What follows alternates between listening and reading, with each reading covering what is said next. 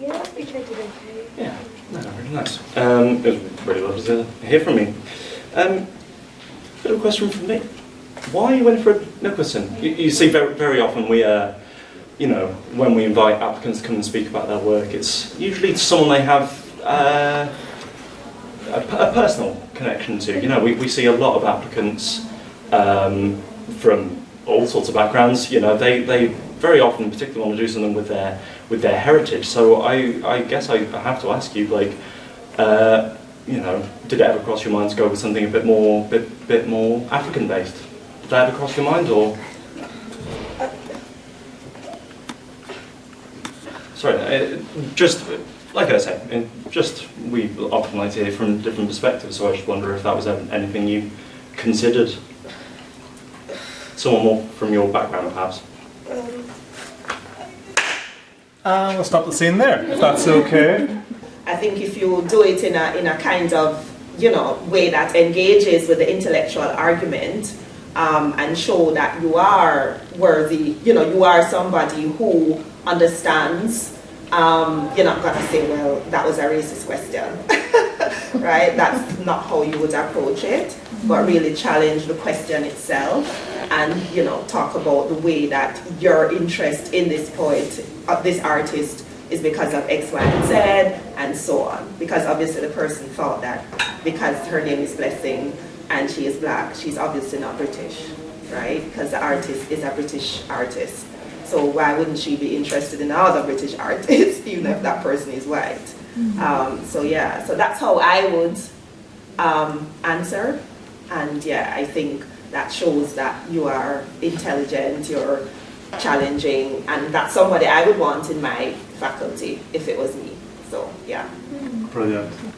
Yes, I've been encountered so many situations like that, not only as when I'm going for interviews, but also at my work. I'm a mental health nurse, so I had to see a lot of patients, and I encounter people that say, I don't want you because I don't understand your English, I want an English one. So, but my approach has to be polite and no judgmental. So when I go to an interview and I got these kind of awkward questions, I always ask people, could you please explain yourself? And I say that because you never know. People are ignorant. People say things, sometimes they don't think what they say. When they explain it themselves, they realize, I made a mistake. I say something I should not say. So I think it's giving that room, that space to the person to think about what they say to you, and to think how they made you feel at that moment. I think what needs to be considered is the emotional labour and the responsibility that is being placed on the person who is experiencing the discrimination to then have to think of a polite response to this kind of questioning, which is taxing. And I think perhaps reframing the issue itself is not on what could she have done differently or how would you have responded, is actually what should the university be doing to prevent having academics like that who feel qualified to ask those questions under a guise of inclusion and diversity, you know? Because I think the expectation that she should say X or she should say Y, or if she didn't say this, then that means that she's this, or she's passive, or she's too aggressive, or whatever.